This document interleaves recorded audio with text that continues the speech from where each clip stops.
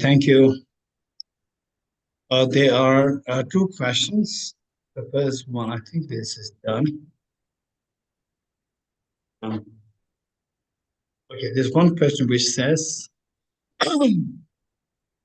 if we say karma is our intention, then isn't karma free will? And or there's no karma, only free will.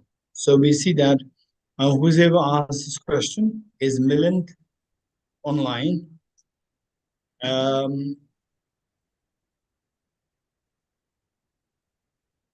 So we see that the actually Milind is thinking. So he's thinking. I really appreciate it. Yes.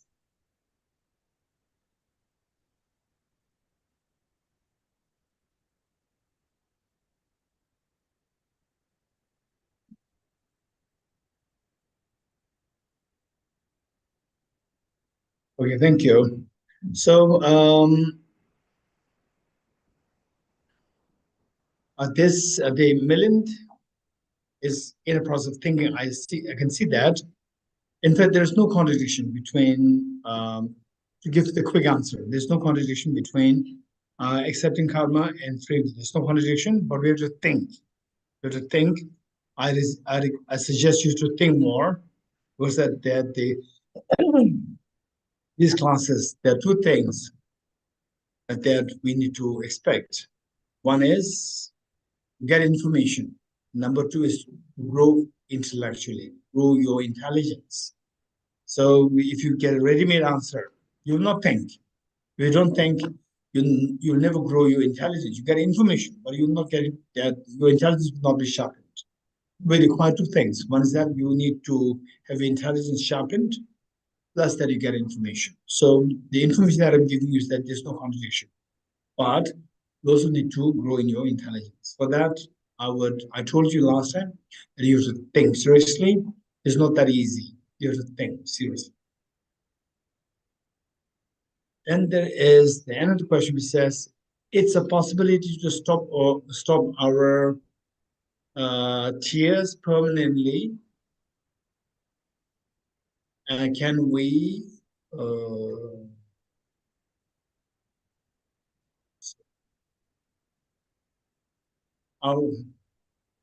your question? Whose question is this? Okay. These are done. This is done. So can you use the mic? Pass the mic to the gentleman over there.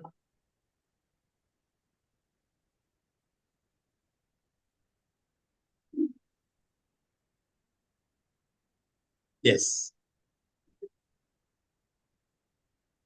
Okay, let's say if the answer is yes, then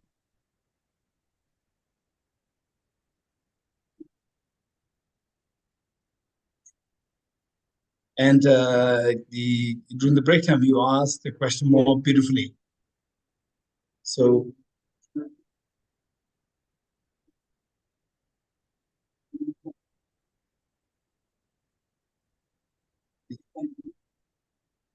this afternoon you put it very beautifully.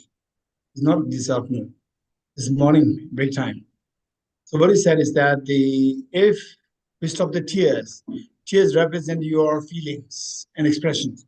Expression of feeling, and your feelings are stopped, then you become like the inanimate object, right? So what's the point of living? Okay, so what it says here is that if it is a possibility to stop our tears, tears is kind of expression of feeling. If you stop feeling something, we might become a non-living thing. And how we analyze, we become like a zombie. We analyze and how know the world without the emotions and feelings. Okay.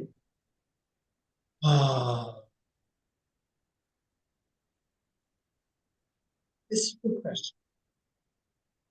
How many of you would say that, oh, yeah, it makes sense? If there's no tears, then the expression of the feelings is not there. Feelings stopped. If feelings stop, we become a zombie, inanimate object. So then the life is just meaningless. Okay, how many of you this question resonates well? Yes, it is. Okay, good. I'll give you three choices. One, uh, full of love and affection, which means you're not like a zombie. Full of love and affection, plus full of pains and tears. One option.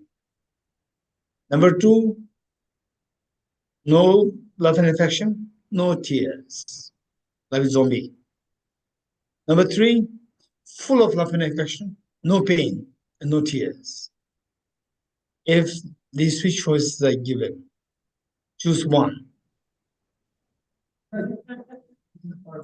Okay, the young man over there. What's your choice? Third one. Very good. So when the tears stop, doesn't mean that your feelings stop. Feelings, the most beautiful feelings are the feeling of affection. For example, affection of mother towards a child. A child's feeling towards the mother is so beautiful. Now the thing is that of the three choices, they hypothetically, meaning that whether it happens or not happen, I'm not giving any comment. So if these three choices are there, from there you have to choose one. You choose the third one, which means you're not a zombie. Plus the pain which you don't like is also not there. You can stop the tears, but not stop the feelings. You getting it? Is this possible? This next question. You getting it? So for that matter, the point is that it's about your true nature of mind. The true nature of mind, all the tears. It is like, say, the tears are not the true nature of your mind. The tears are like, just imagine, 2,000 years ago, 3,000 years ago, Arctic Circle, you can stack the buildings and buildings on top of the iceberg 3,000 years ago. Today you cannot. Today what happens? Global warming. But 3,000 years ago, the iceberg was extremely steady. You can build the stories. But after 2,000 years, after 3,000 years, global warming happens, iceberg melts. Iceberg melts, and whatever is stacked on this will crumble down. Likewise, say all the tears, they are like the building stacked on top of this iceberg of ignorance. When the ignorance dissolves, all these tears will collapse. Tears stop. But the ignorance is the mental dirt. Mental dirt is removed, but the true nature of the mind is not removed. True nature of the mind, what happens is that the shackle which binds the mind, ignorance, that is removed. Then the mind will become free. Mind freely flows. Okay. When do you feel your mind freely flows? Anyone? When do you feel that your mind freely flows? Anytime it happens? For example, let's say a child. For a child, when does a mother feel, when does a child feel the free flow of his or her mind? In school or with the mother? With the mother. At school, for boarding school, there for like a few months. And coming home, every cell of the child relaxes to see the mother. You have that experience? How many have that experience? Boarding schools. Sense? Yes, I had that experience. You also had that experience. That is a true nature. When you feel that, when you feel the love and affection, the mind feels expansive. The shackle dissolves and the mind freely.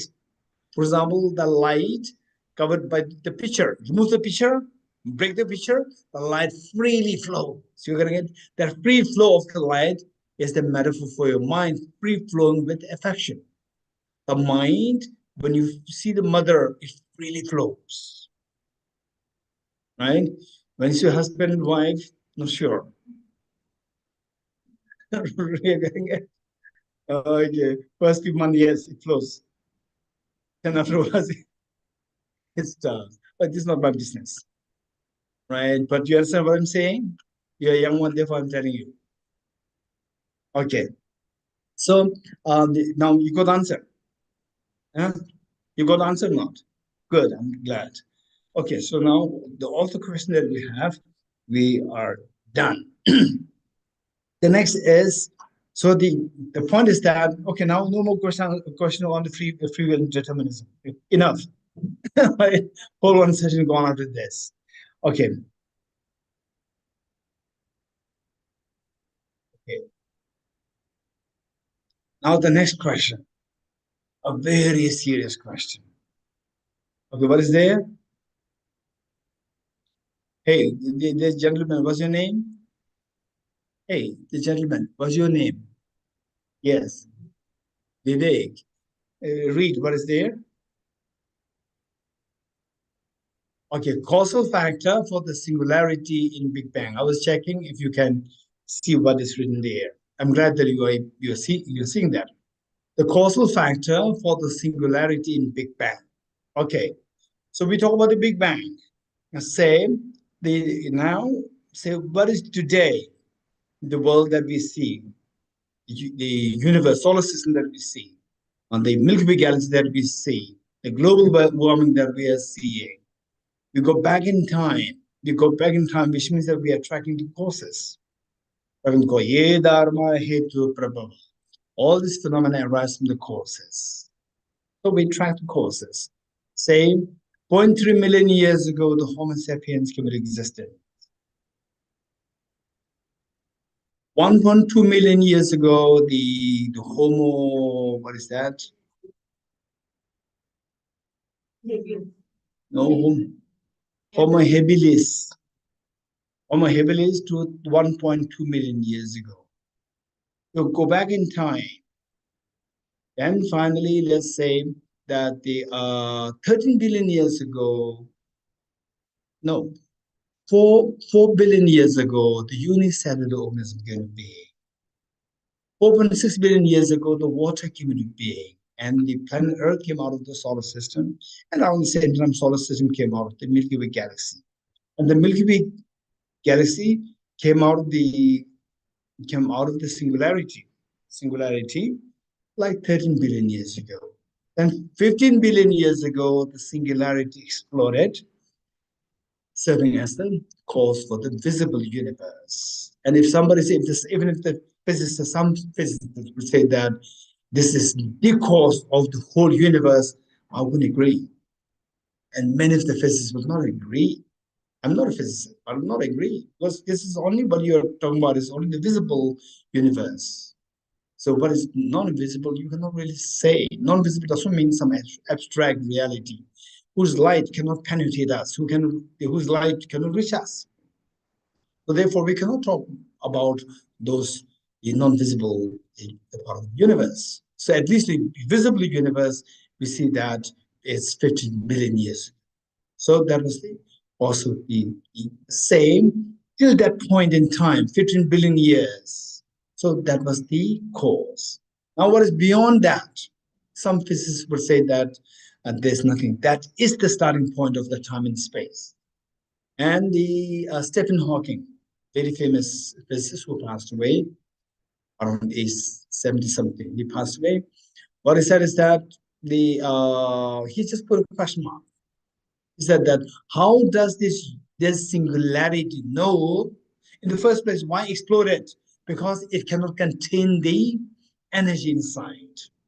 If it cannot contain the energy inside, how does this singularity come to know that it cannot contain the energy? How does it know that? So why it exploded only 15 billion years ago, not before that or not after that? These are all big questions. Then the many physicists like Professor Roger Penrose, Nobel laureate in physics, and Professor Michio Kaku, a world-renowned physicist, So they all say that, no, this is not the beginning. There should be something before that. So what is before that? Then these physicists, they will say, it's a multiple Big Bang. It's not a single Big Bang. It's a multiple Big Bang. Big Bang, acceleration of the expansion of the universe, and then gradually the acceleration stops, and then big crunch happens because of the gravity. Everything's pulled back. Big crunch again. Big bang, big crunch, big bang, big crunch. But next question is that with the big crunch, then the same every time there is the consumption of the energy explosion, there should be energy consumed. Even the attraction, there's energy consumed. So energy becomes less, less, less. So how does it uniformly do that? How does it uniformly do that? This is the question. So what is playing the role there? So for this, His Holiness the Dalai Lama, the oftentimes in public teachings, back in like 30 years ago, 30 years ago, His Holiness in public teachings would question this, that what is the cause of this? So there, only when you bring the karma, the mind there, then you can explain things very beautifully. Otherwise, explanatory gap will be left there. You cannot give a proper answer. So this is a major crisis in this. So therefore, what is the causal factor for the singularity in the Big Bang? Say, okay, so this is a very serious question. Whereas in the classical Indian text, like say the Acharya Vasubandhu's text, Abhidhamma Kosh, Acharya Chandrakirti's text, Madhyamika Avatara, and I'm sure that I don't know if in fact, the applied Buddhist, applied Mahayana Buddhist psychology and ethics. So those who attend this class in the past, even today, the students of this, I'm not sure if you are aware of these two texts. One is by Acharya Vasubandhu. The text is Abhidhamma Kosh. You can see a great deal of this psychology taught in this text.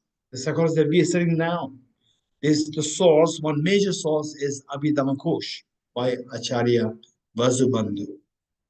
Acharya Vasubandhu around 4th or 5th century AD, 1,500 years ago.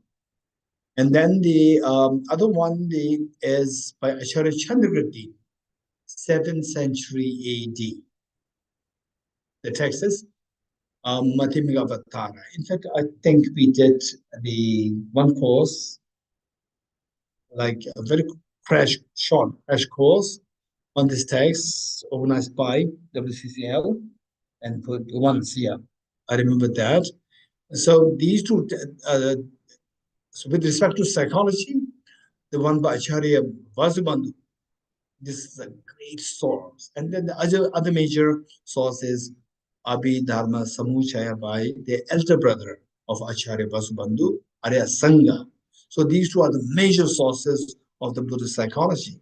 Acharya the Arya Sangha's text, Abhidharma Samuchaya. Let me repeat it. Arya Asanga, elder brother, his contribution is Abhidharma Samuchaya. And the younger brother's contribution, younger brother, Acharya Vasubandhu, his contribution is Abhidharma Kosh. So these two are the major sources of the Buddhist psychology. So, and Acharya Chandrakirti's text, it involves a unique presentation of psychology presented by a Prasangika philosophy, the highest Buddhist philosophy. That's what you find in the Acharya Chandrakirti's text, but not in great detail. You do find mention of this. So these will be very helpful. So in these texts, there's a mention that whole universe is the result of the karma of the individual being, karma of the individual. And the karma is of two kinds. One is collective karma, and the other one is individual karma. Collective karma and individual karma. So what is meant by collective karma? What is meant by individual karma? For example, the world in which we live. Or for example, global warming is happening now. So 2,000 years ago, there was no idea of global warming. But I won't go to that extent. I would say that if you look at some of the texts, like Ajahn Vasubandu's text, there's a mention that the world can come to an end because of the fire. World can come to an end because of the fire, and because of the water, and because of the air. So by the earth is not mentioned, but because of these three elements, the world can be destroyed. So it's very clearly indicated there. But I don't know about precisely about the global warming. Today, the global warming is so evident. So the point is that yes, the world can come into being, and then in this text there's mentioned that on this world, how they come into being is by the involvement of the collective karma of the beings. Say, like, so now, scientifically speaking, 4.6 billion years ago, when the water just formed on planet Earth, no, say, according to science, no living creatures on the planet Earth, just for sure, no living creatures. And then the world is coming into existence, water being formed, and then 4 billion years ago, then the unicellular organism came into being. So that is our ancestor. From there it started. So now the beings are going to be here on planet Earth. So this planet Earth, what it's going to be like is determined by the karma of the collective karma of the beings who are going to inhabit this planet. So this is known as the collective karma. Only if you bring this concept, then we see that there's no contradiction in any explanation. Till that point, somehow you come up with any explanation, there's some contradiction in one way or the other. Okay, so what is this karma? The text very clearly indicated that is nothing, it is not a separate from your own mind. So within the mind, there's one element. In fact, there's someone who asked about the intention, mental factor of intention. So you're already exposed to these concepts. What are the 5 omnipresent mental factors? Omnipresent mental factors: contact, attention, discrimination, feeling, intention. So this intention, when you speak of the karma, I don't think of karma as some esoteric or some the abstract concept. No, it's simply the within a mind. A mind has multiple functions. Of this, there's one function is known as the intention, which makes the mind to move. When you say the mind to move, so again, don't think that like a spooky, like a like the ghostly or spooky action. No, it's very simple. For example, you insult me, then I'll feel so offended, and then if it goes too bad, then I may have a heart attack. So which means that my heart starts to palpitate very strongly. So movement happens. This movement happens. Why this movement happens? Because you did not come to make my heart, you did not punch. Just said something, and then cognitively my mind is operating, and this mind, and along these subtle energies there, that energy affects the grosser energy, and the grosser energy affects the biological heart, and then it palpitates through the brain. It palpitates. So that movement is created. So that movement, initially it was a mental movement. Mental movement translated into the physical movement is what is so obvious to see. It's empirical. It's not just something that you have to believe in. You can see that. How many of you know that? Somebody says, you're stupid, and your heart starts palpitating. Raise hands, right? And then your face becomes red, right? And then what? Your body starts sweating, right? And then your body also moves like this, right? And somebody stop you. Okay. So the movement happens on various levels. So that is initially a trigger. What's responsible for that is a mental function known as the intention to move. Okay, so that intention is known as the karma. Karma doesn't mean something outside there. It is your own mental function which makes the mind to move. And the mind can move in a very pleasant way. The mind can move in a very destructive way. You're getting it? Say the mind moves in a very destructive way. It is known as negative karma. The mind moves in a very pleasant way, very soothing way. It is known as a positive karma. As simple as that. Positive negative mind is not something abstract. It's so easy. Explain can be explainable from your mind. Okay, so in these texts, like Abhidhamma Kosh, from the Madhyama Avatara, in this text, there's a mention that the world is created by the karmas, collective karmas of the beings who are going to take birth there, who are going to inhabit the world. Okay, so this is only, believe it or not, again, don't just believe in what I said. Take it, don't accept it, don't reject it. Subject this to inquiry.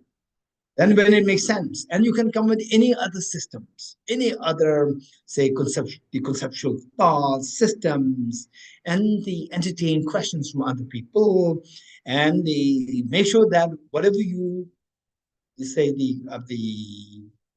whatever you propose as response to explain this, there should be no contradiction. There should be no logical inconsistency. You getting it? So this is the what we should be doing. Okay, next, a very important point. Child prodigy, evolution genes, and epigenetics. For example, child prodigy like, okay, the Albert, can you read?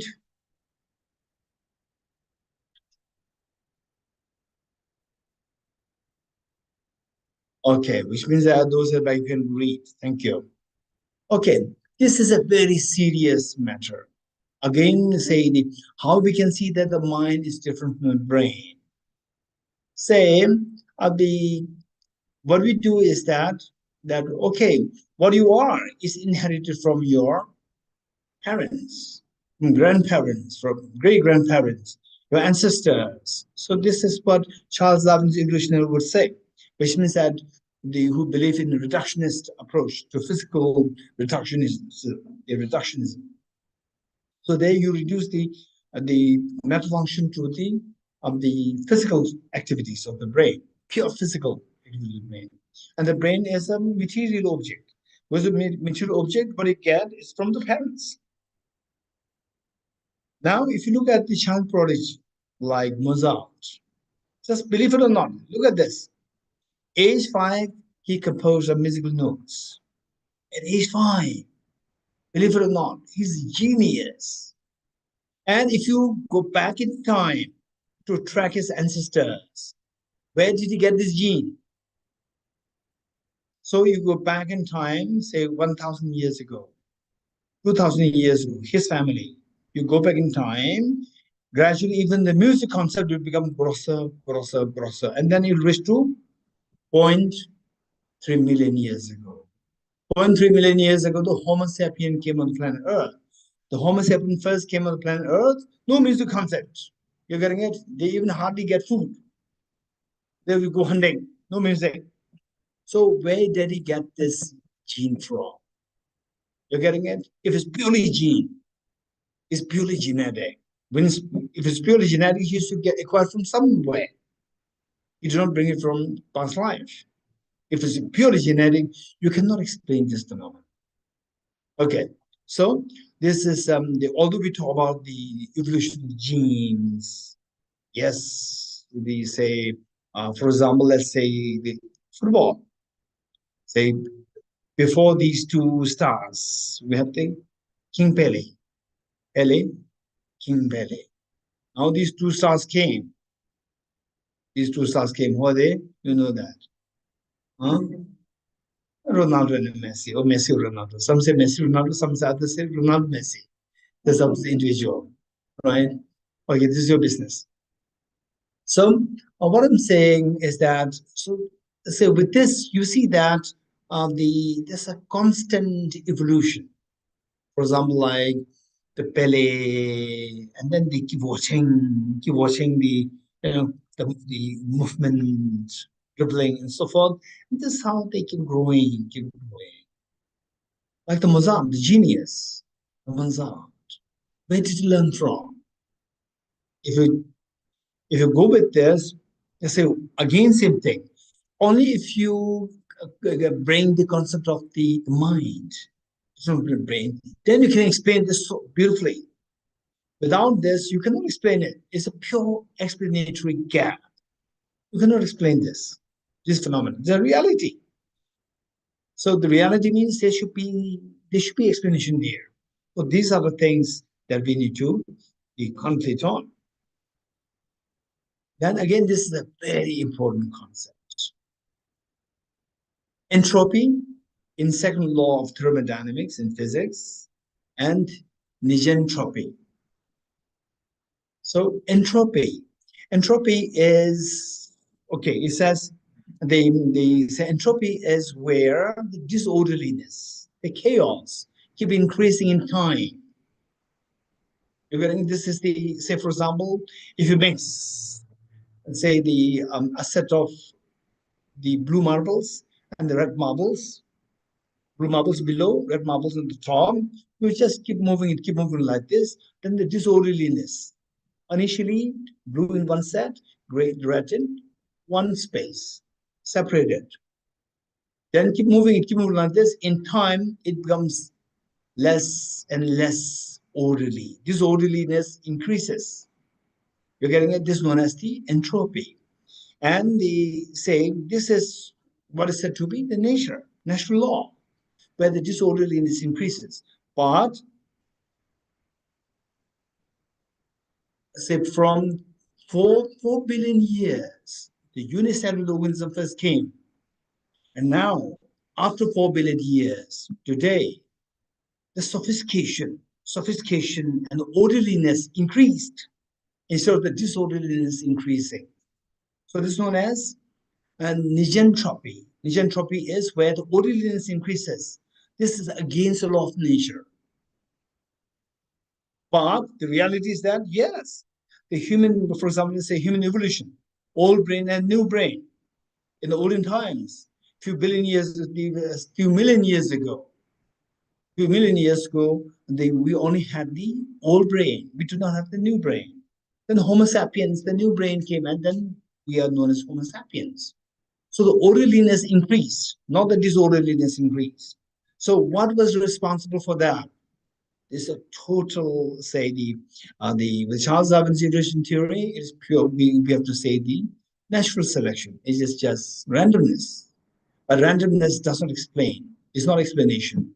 It is a desperation. You don't have explanation. So therefore, it's that randomness. Randomly, it happens. So, again the same thing. That to really explain this so well, and then the say, okay. So what I would say is that in the first place, we need to have some understanding of what is mind. It's not just, okay, you have to include the mind out of desperation. No, we have to understand what the mind is. And then once you understand what the mind is through your own experience, you see the difference between body and mind. And then you see that because mind is missing, so these explanations the phenomena can be explained. You can feel it very confidently. You're getting it? Okay. So this is another very important point. Entropy in the form of the second law of the thermodynamics as opposed to negentropy, which says that instead of the disorderliness increasing, orderliness is increasing. This is what is happening, not with all phenomena, with the human beings, human brain, and so forth. That from the old brain, the new brain adds up to make the greater sophistication, and the orderliness is increased. And again, if you don't analyze the biology, then so what? But if you analyze the body, it's amazing how our body works. For example, let's say that if one part of the brain is damaged, other parts of the brain will take charge of that responsibility. You know that? And also that, for example, say the blood, in our blood vessels, they flow, they don't clot. If they clot, what happens? We'll die. If the blood clots inside our body, in the blood vessels, if they clot, we'll die. There are some diseases. There are some diseases where the blood clots in your blood vessels, and then the person dies. You have to do something to make the blood thinner should be used. Whereas, say when the blood comes out, there's a cut, blood comes out, it should clot. If it doesn't clot, again excessive blood comes out, we die. So therefore, the thing is that this is amazing.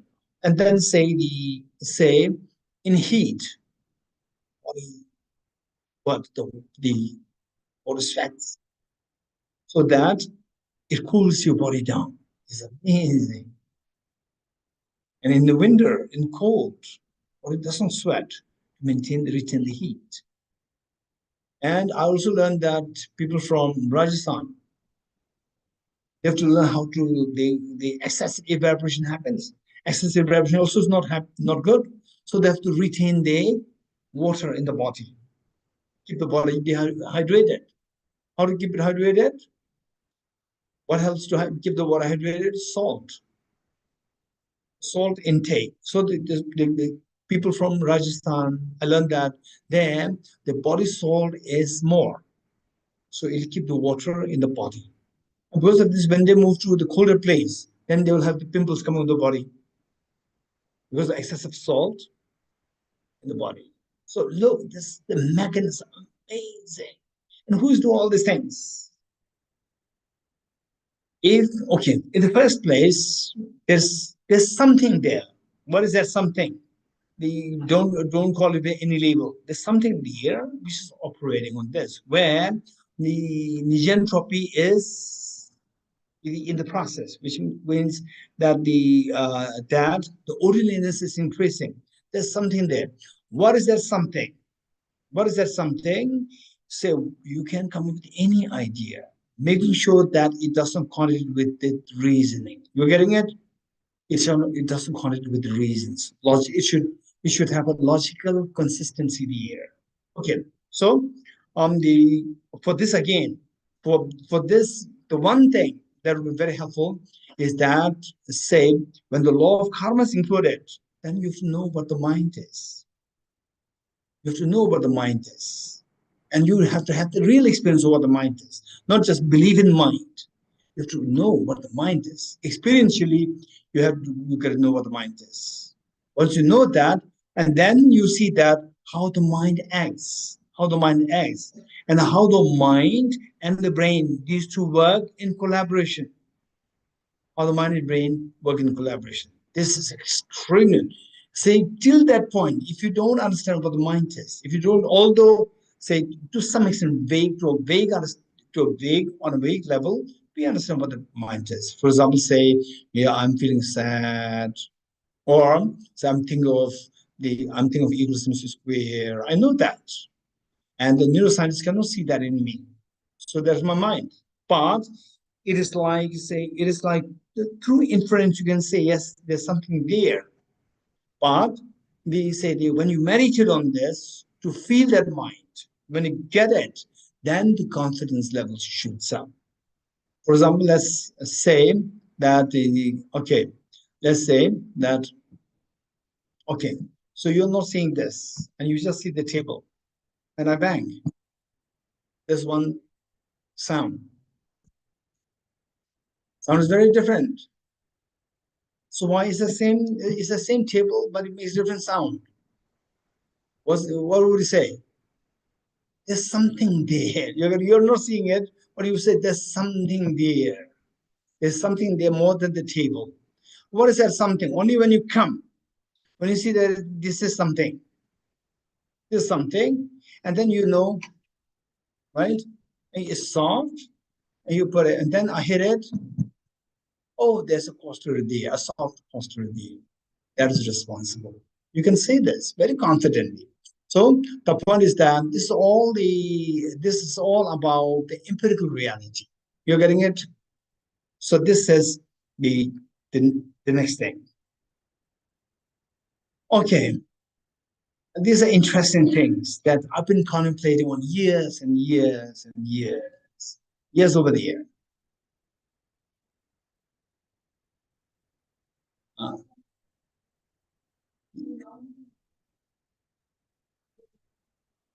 Mike.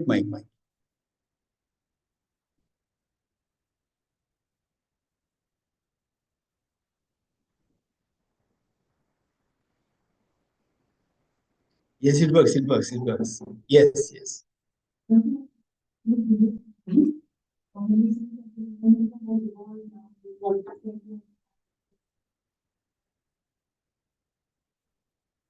Mm.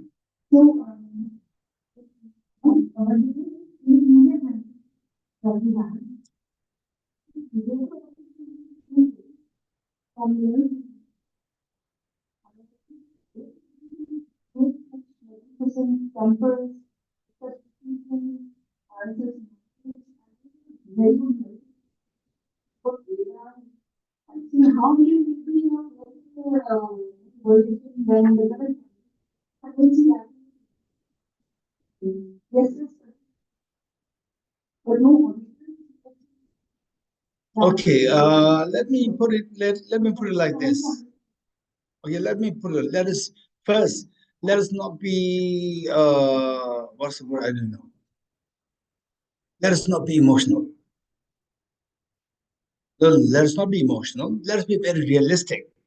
For example, in those days, at the time of Buddha, that's better for me. At the time of Buddha, no aeroplane. I told you, Buddha could fly, but Buddha cannot take the people with him. This is very true. But today, the pilots can take us. This is reality. From that point of view, sophistication is more today. But mentally, I agree with you. For example, those sages, their realizations. For example, Buddha could fly. Today, nobody can fly on their own without the aeroplane. They cannot fly. Or without the glider. What do you call it? Paraglider. Huh? Hang glide. Hang glide. So without this, you cannot fly. But in those that people fly.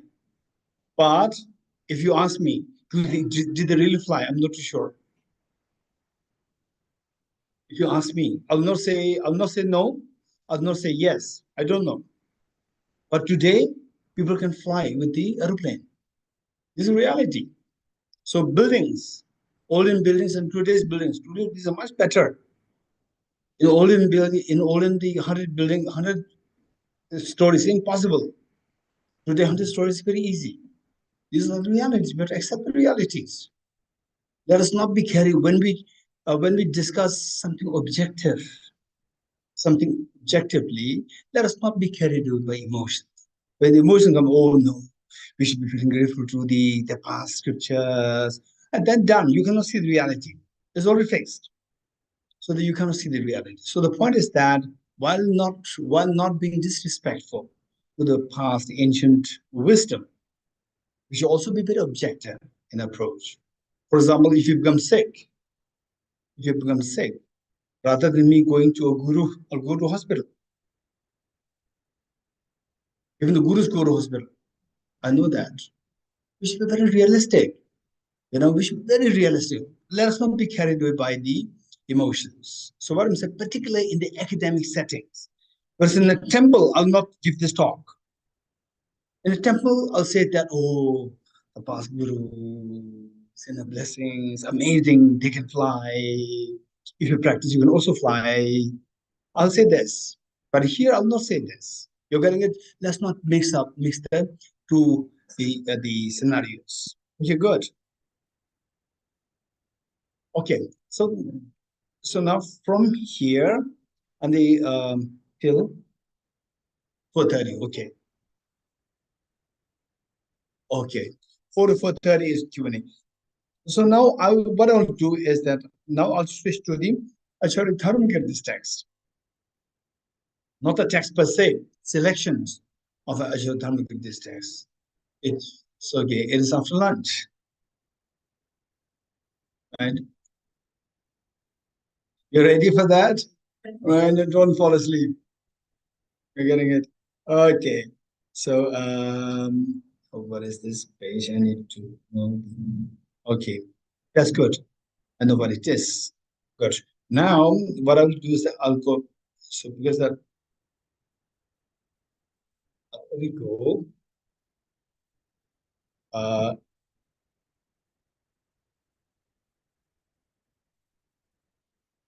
okay,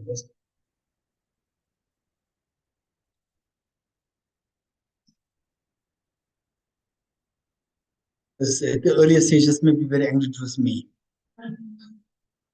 Yes, earlier stages. What is this man? Right. Okay.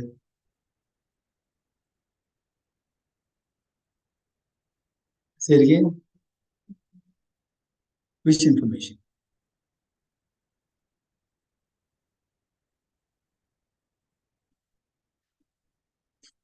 Okay, don't ask me. I'm the wrong person. You have to ask the lady there. Okay, anyway, she is, you know, the carom board, hit there and hit somewhere else. Yeah, rebound, rebound. She's smart. Right? Okay, okay,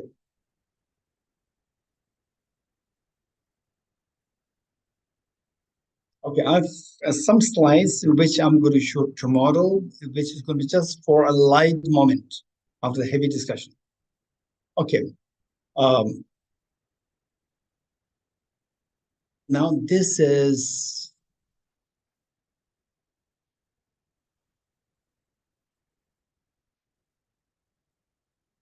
okay. What is this? That one? That one can do something with this.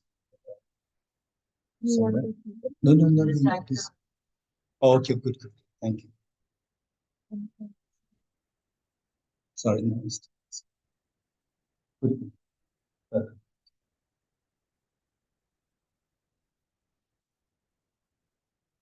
Okay, so here now this is the these are the outlines of Acharya Dharmakirti's text, and it's just a small part. It's not the complete part. So I just extracted small bits and pieces here.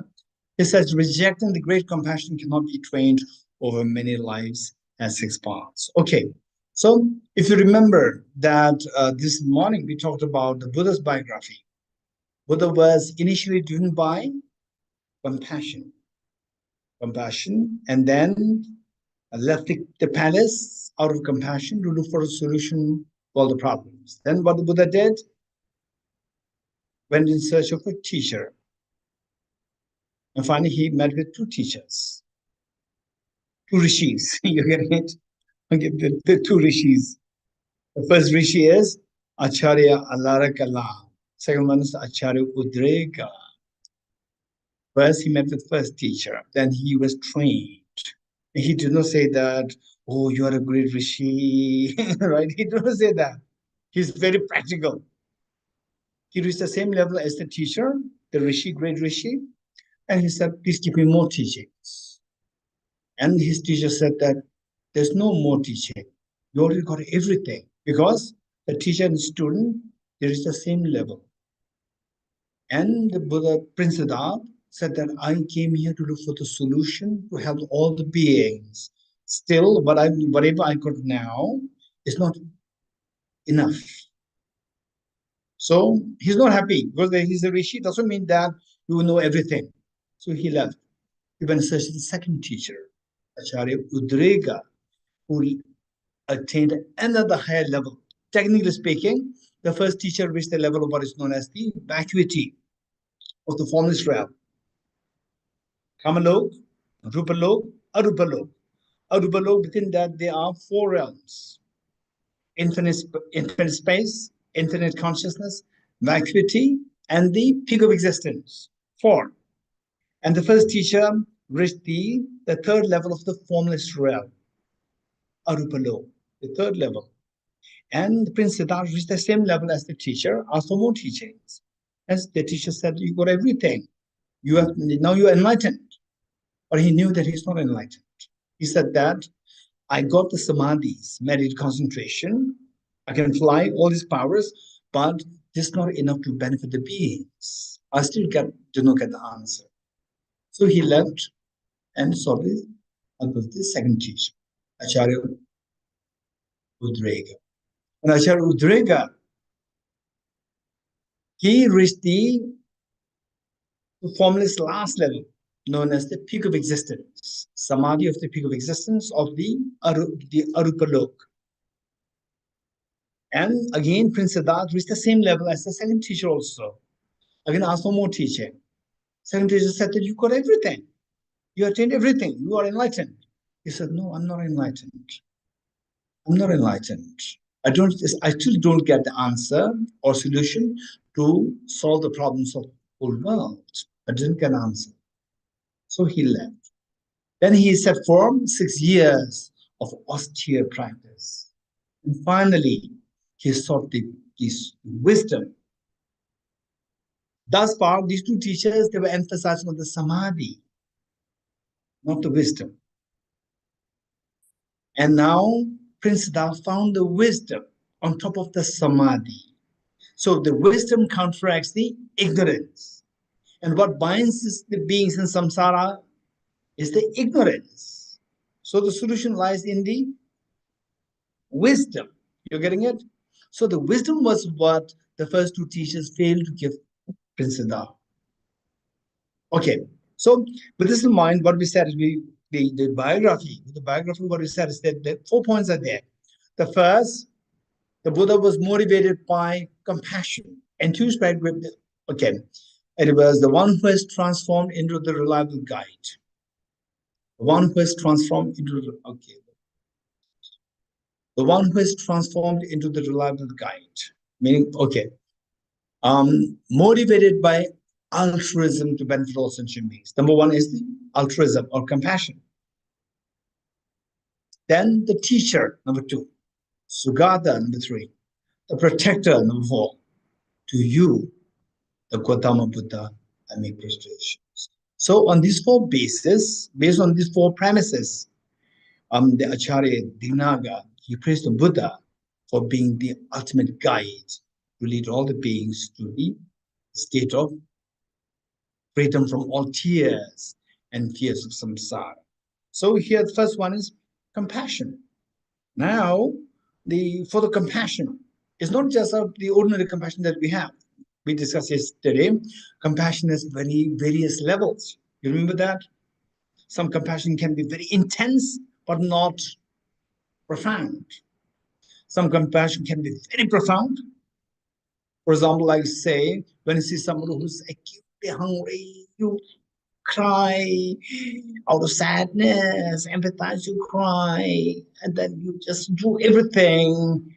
And then they say you adopt the person, and the person really becomes very influential, everybody respects, and then nobody pays attention to you. All attention goes after this person, then you start to have the jealousy. Getting it? Which means that your earlier compassion was very intense, but not profound. Yeah. Example given is like the fire on the grassland. Fire on the grassland, what is that like? From distance, it's still like the whole space, the territory is on fire, like this.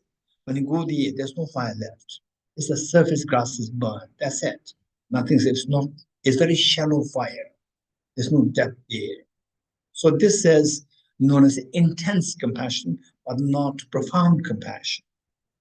Not profound. With change in situation, the compassion changes. Compassion disappears. There is a shallow compassion.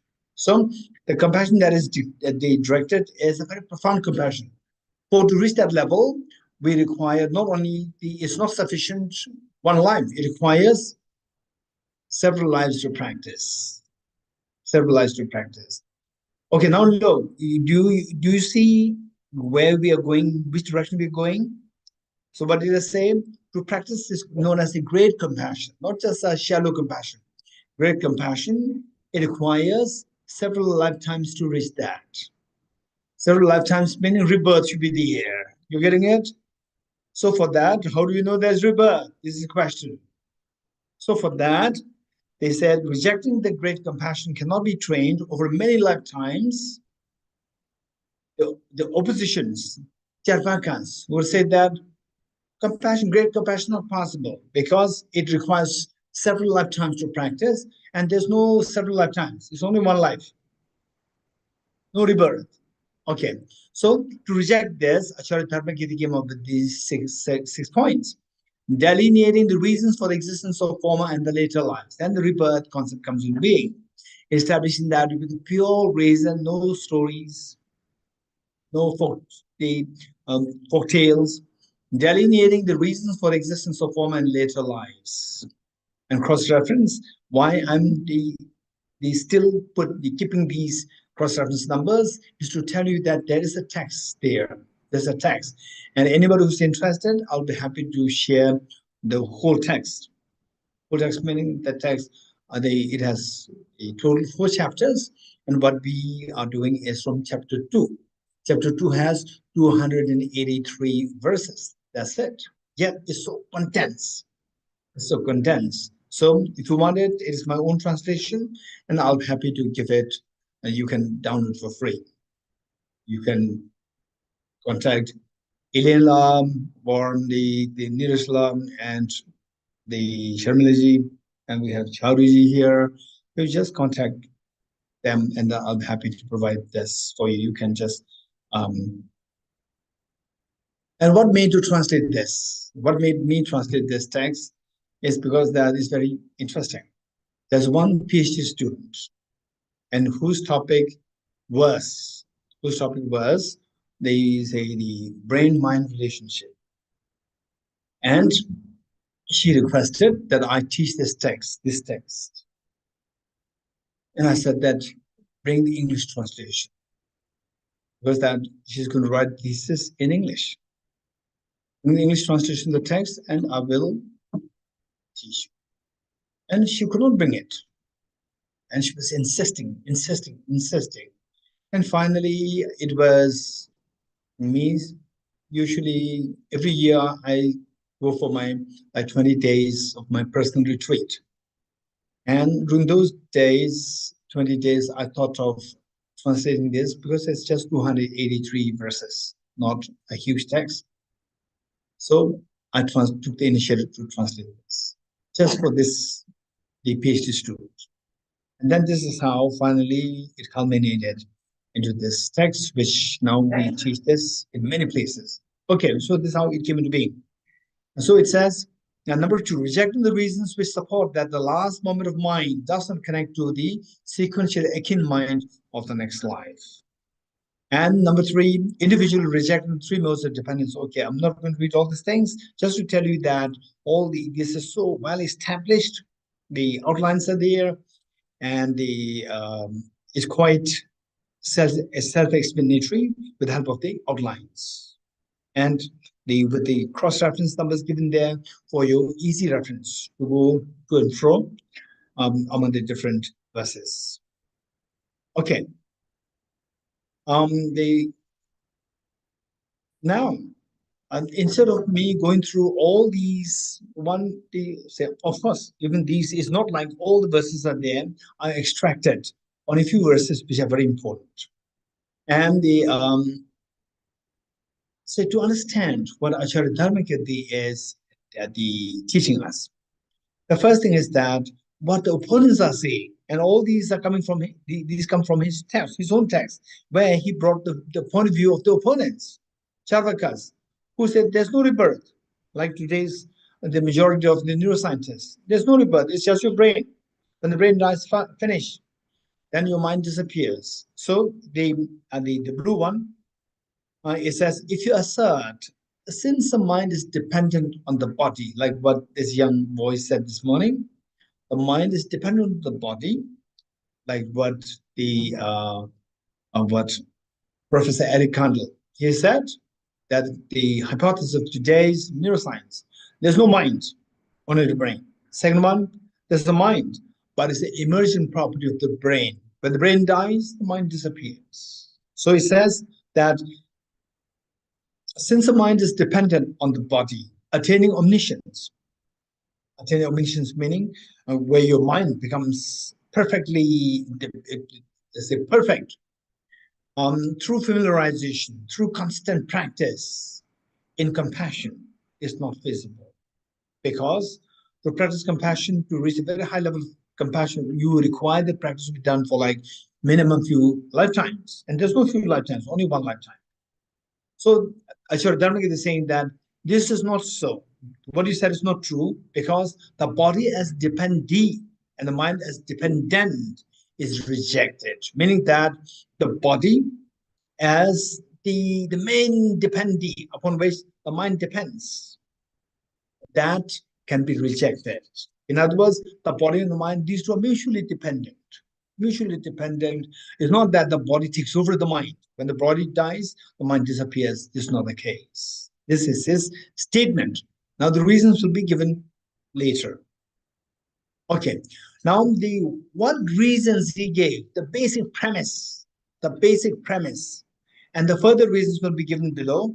But the basic premise is that is done on the three the premises. The first, when taking rebirth, respiration. Number one, respiration. Number two, sense sources. I'll explain. Number three, mind. These three, they do not arise merely from the body, independent of one's own kind, meaning that respiration. Okay, how many of you have the experience of the asthma attack? Resents? Asthma attack. Resents higher? Okay, Charu and myself, and then Milinji, three? Only three. Okay, so nobody else experience of asthma attack. No? Which means you're going to understand this respiration. Only two of us can understand it. Okay. So because the respiration is what? When does the respiration happen?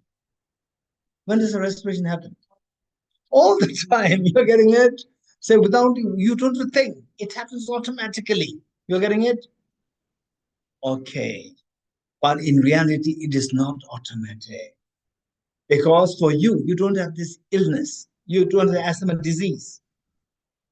Only if you have that, then you will know that it's not automatic. Automatic means it happens automatically. No, no, it's not automatic. You feel it's automatic because you're very healthy. You don't have the asthma problem. You're getting it? So first time I had the asthma problem, what happened was that it was when I was in the monastery, South India, close to Hubli. How many in the Hubli residents? Okay, many. Good. The first time that it happened was in Hubli, not Hubli, close to Hubli. It's 45 minutes driving distance from Hubli, the monastery. Suddenly at 2 a.m., I woke up. My sleep just interrupted. I woke up. Already, I had the asthma attack. That the breathing gradually it is stopping. It's not automatic. You're getting it every day, right? Oh, it's not automatic. It's gradually the breathing is stopping, right? Say it makes what sound? Whizzing sound. Look, exactly. It's so like you could hear. How many of you have heard this water pipe? When the water is not there, then it makes the pipe makes a whizzing sound. Like what sound? Yeah, exactly. This is what you will hear when you have the asthma problem. You can hear this whizzing sound, and it's very and gradually they say when don't put any effort somehow interrupt this, the the airflow will become less, and the whizzing sound becomes more. Sir, sir. And I just cough like this, and again it relieves. Again it becomes less air. At one point it's only 2 a.m. The next morning, again, I have to do attend my class and so forth. So what I did was I just, okay, now what is that? If that the respiration stops, let it stop. Let me have the sound sleep, right? So I just let it happen, whatever happens. It's very scary. Then I sense what is meant by the relationship between the mind and the energy. You're getting it? All while I'm talking in the class this morning. Energy, mind, subtle energy. It's not just theory, it's my practical because asthma.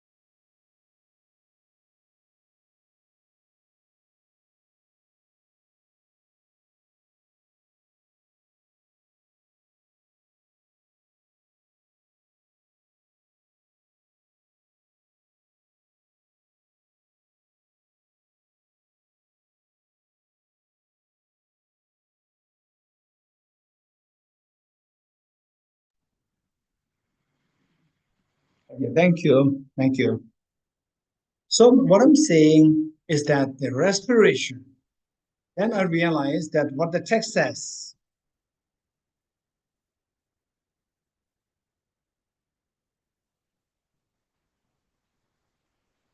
Okay, the text says that respiration is posed of your mental intention. Your mind is commanding the lungs to respirate.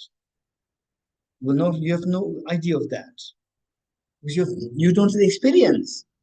It sounds so automatic. It's not automatic. Your mind is actually commanding the lungs to breathe. This is very precious thing, right? Those people who have the asthma problem, they know that. Okay, so the respiration is not because of the mind should command. So there should be mind which precedes the respiration. So because of this respiration is the indication of the presence of the mind. Is the presence of the mind, respiration. The next is sense sources. Sense sources, this is again very subtle phenomena. For example, say we have the eyes, ears, nose, tongue. We talk of the say the ear, internal ear bones. But what we see as these organs, these are known as the sense organ. These are not the sense sources. Sense sources not touched by the science. Sense sources are not visible to our eyes. Sense sources.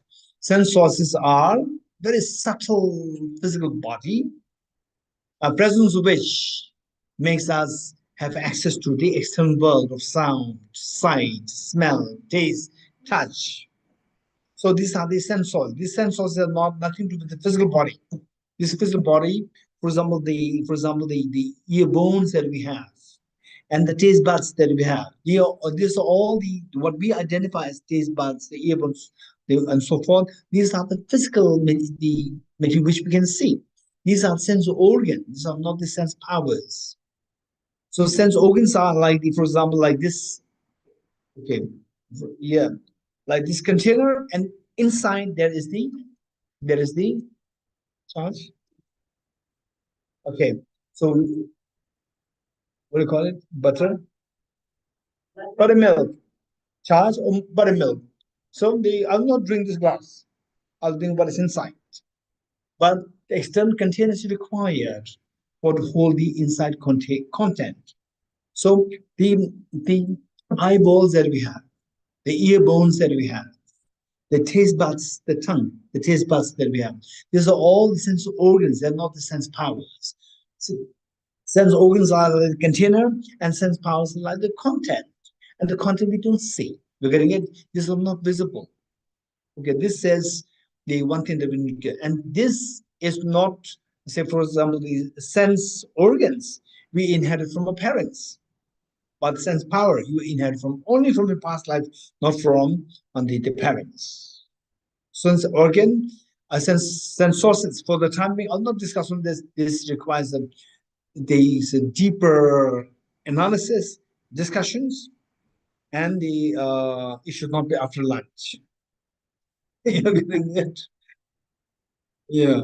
So how you smile, how you laugh is like very relaxed, right? It's not like alert, very relaxed and smiling. Okay. And then the other one is the mind per se. Okay. I will touch on this part. This is very important. This mind. Let's say that the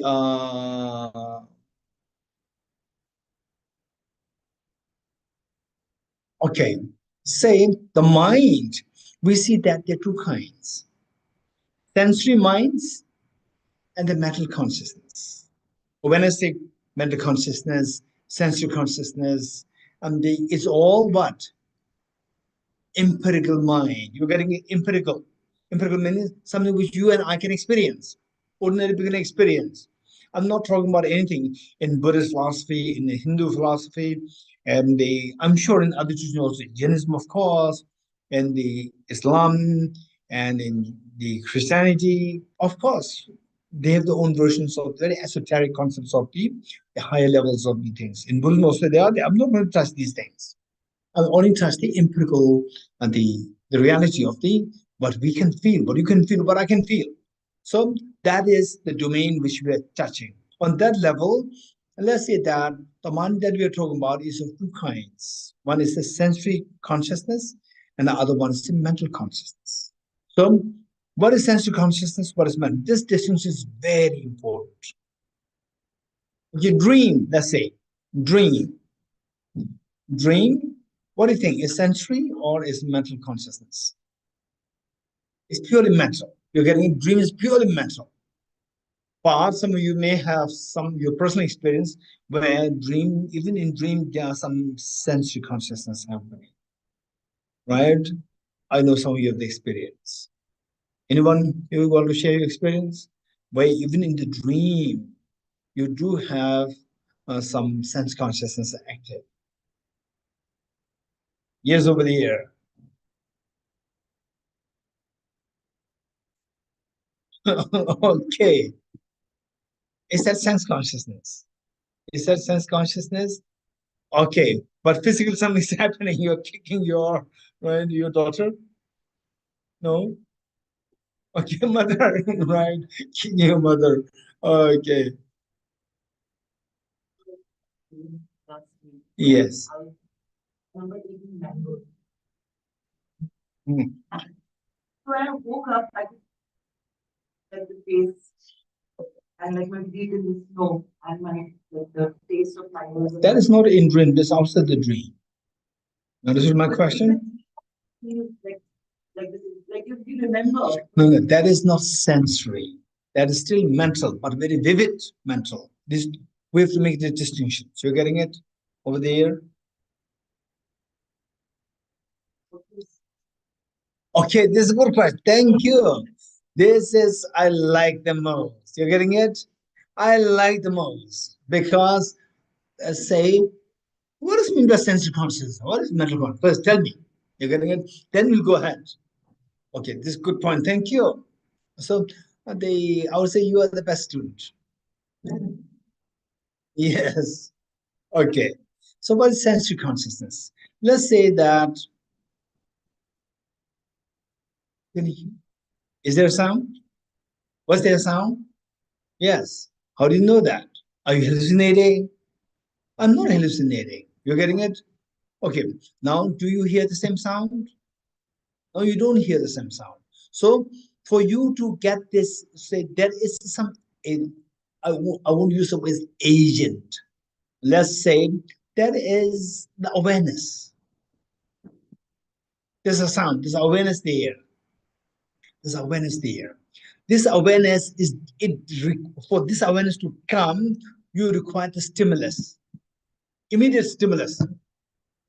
In the absence of this stimulus, that awareness does not arise within you. That awareness, you say, yes, I can hear. So that awareness is known as the sense awareness, where it requires the direct sense. Ear sense is required to communicate with the external sound. In the absence of this awareness stops. Likewise, visual, likewise, taste, likewise, smell, likewise, touch. There you require the immediate stimulus, immediate external stimulus. So all those consciousness or the mind which requires immediate external stimulus are known as sense consciousness. For example, there are 5 sense consciousnesses. For example, eye sense consciousness, ear sense consciousness, nose sense consciousness, tongue sense consciousness, and body sense consciousness. 5 sense consciousness are there. Now, okay. Did you remember what I said yesterday? What was the main theme that I discussed yesterday? Anyone who remembers?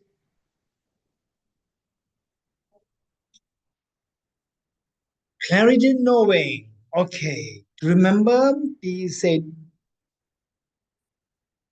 you still remember they say the my voice from yesterday? You remember that? How many could remember that yesterday? Okay. So on the how many you remember what you had for the tea break? The big tea break yesterday, what did you have? What did you have? Samosa, samosa and cake and tea. Okay. So you remember that. So is that through your tongue? Now your tongue remembers it, or your eyes could remember it, your sound could remember it? No. So this memory does not require the immediate stimulus. You agree? This memory does not require the immediate stimulus, but the memory is coming. Vivid memories come in your mind. So that awareness, oh, yesterday we had this samosa. Yesterday we had this chai. Yesterday we had what? Cake. So yes, we had. It does not require this immediate stimulus of the cake. Chai should be next to you. Even without that, still you can have that awareness. So that awareness which arises without necessarily having the immediate stimulus are known as the mental consciousness. Can you give me some examples? So let's make it very empirical. Can you give me some examples?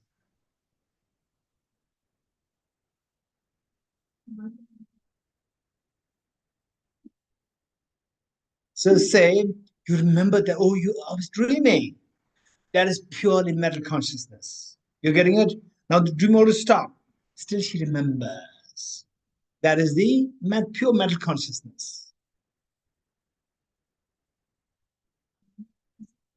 Or the dream per se, let's say, the dream per se, and then the feeling that I'm dreaming.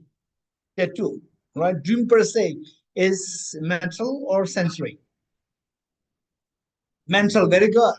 Then in the dream, oh, I'm dreaming. Lucid dream or REM sleep. I'm dreaming. I'm dreaming. Is that mental or sensory? Mental, very good. Pure mental, very good. Okay, the Akbar. Mike.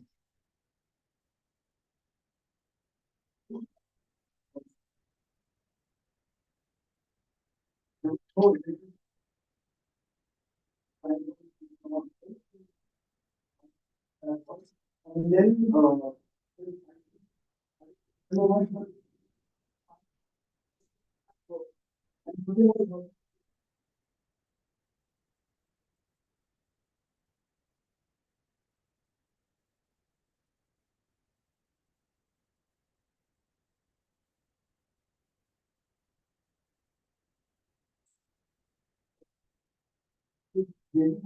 got very like right now.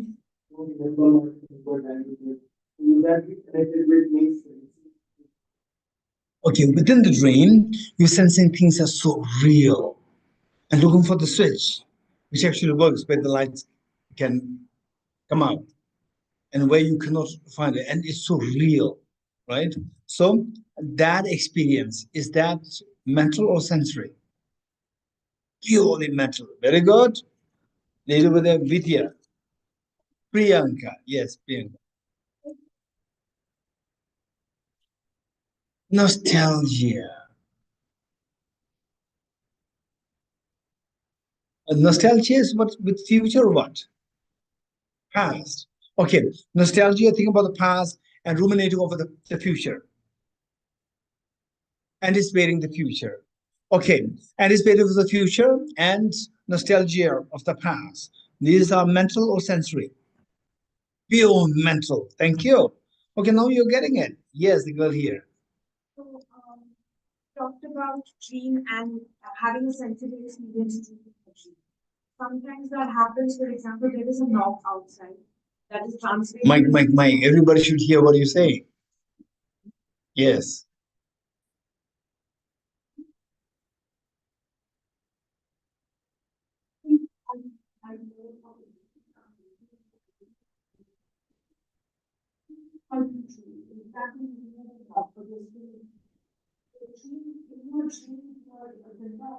Essentially,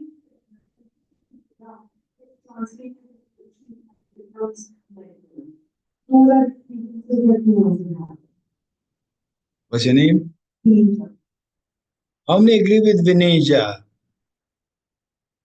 Yes, I agree with you. I fully agree with you. Right?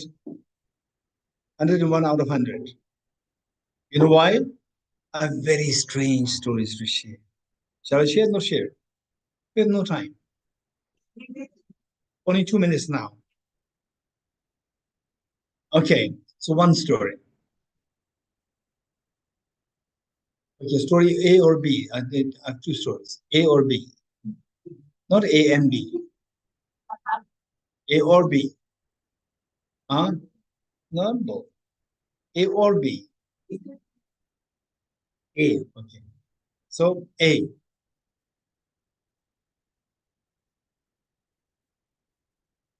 I was in class 10, about to sit for the board exam. And I had at a similar clock. Now she understands what I'm saying. I'm going to say. You got something? Or what I'm going to say? You got some sense. I got a clock. And the clock was 60 those days before you were born.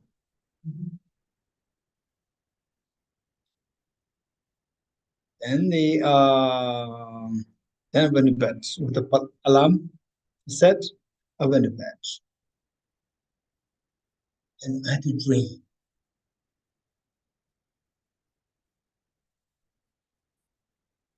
The clock started to ring the bell. Ting ting, ting ting, ting ting. Then what do we do? What do all we do? Right? I did it, and it's still saying ting ting, ting ting, ting ting. Right? And then what should I do now? Now I already put it off. Still is making sound. What should I do? Then I took it and took out the battery. Threw the battery. Battery gone. Still is making ting ting, ting ting, ting. What should I do now? I became so desperate. I took the clock, table clock outside and smashed it. Still is making ding ding ding ding ding ding. Right? And then I wake up, so the outside clock is making the sound. So this outside making the sound, how it translates into the dream? Because through the sense. So sense consciousness was active. You're getting it? Active, and this sound, it was being translated into the dream, and still the my brain is not giving command to the body to wake up, muscles to wake up, right? So it's still in the dream, but the physical sound, the stimulus is taken by the ear sense organ, and then it passed to the mental, and then it's having the dream. So which is actually a pure mental, but that part information that I'm getting through this ear, that is a sensory. Okay. Okay, so what will we say? No, not story B. Not story B. Okay, mental consciousness and sense consciousness. Okay, now I can sense that you got a good idea of mental consciousness, sense consciousness. So having said this is so important for us. For example, all the meditations, the meditations all should be done by your mental consciousness, not by your sense consciousness. When meditating, your eyes may be open. For example, like I'm staring my eyes at you like this, but my mental consciousness is directed on something else. You getting it? I'm meditating on something else. I'm not looking at you, but my eyes are with you, but my mental consciousness is directed somewhere else. You're getting it? So we have to learn how to segregate the mental consciousness and the sense consciousness. There's one skill that you have to learn. Once you learn this, then you learn how to observe this mental consciousness. It's pure mental consciousness, not the sense consciousness. Learn how to observe your mental consciousness. Once you know that, then you will get a strong conviction that there is a mental consciousness, which is non-tangible. Yet you can see that, not see that visually. You can see that. So like seeing with your eyes, you could see that. Like what my teacher said, like the mirror, like the clear, crystal clear water or crystal clear mirror, right? You're going to see that. Okay. Once you get that, then all what Acharya Dharmakirti is going to teach us will make sense. You're getting it? Till that point, it's become like, okay, or something is happening. That agent is included. If that is included, then all I explain. And what is that agent? Haziness. That agent is nothing but a mental consciousness. You're getting it? And then you have to be, you have it. I have it. You have it. It's an empirical reality. It's not something that you just have to believe in. But this empirical reality, you can feel it. You can meditate on this.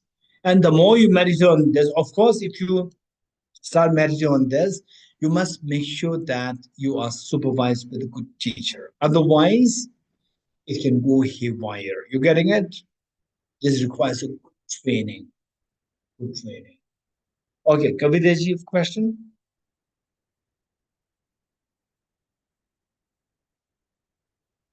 Yes. Okay. Okay, let's say, what am I doing? What am I doing? Kavitaji.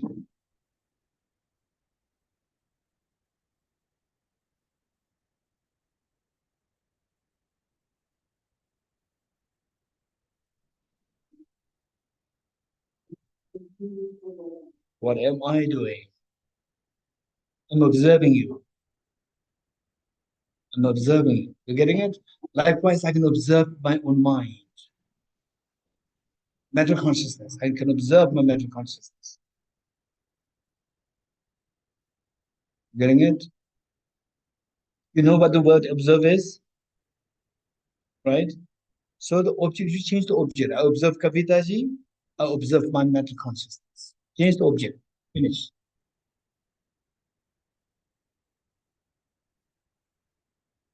Sorry. Whatever happens, the thought, it can be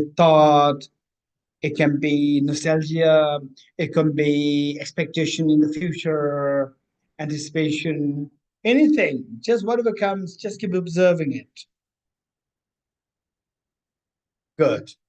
Okay. So now it's already four questions. No question about free will. Yes.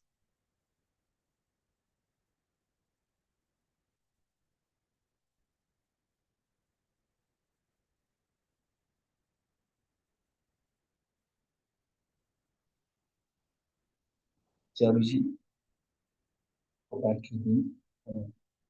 Yes. So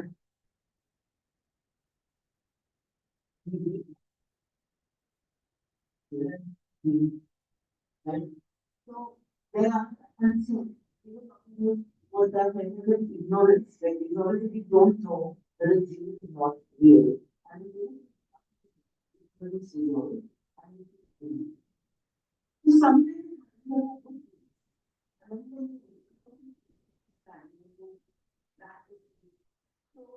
So Is that if you what happens if you get happy?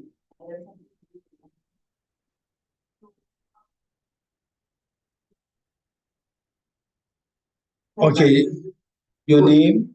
Asa. Okay, how many you understood Asa's question? How many understood the question? How many did not understand the question? You have to repeat the question.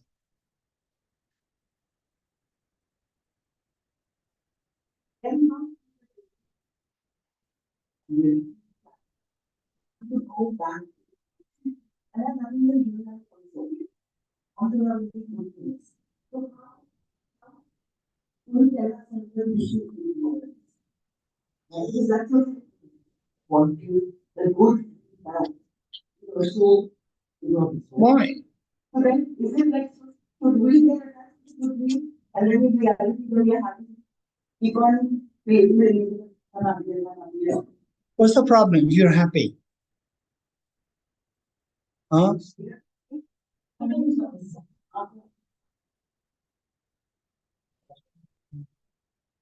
What's the problem? If you're attached to the pleasant dreams, what's the problem? Huh?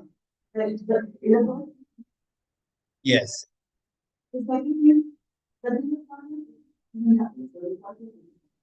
Okay. Okay, what is charas? Charas.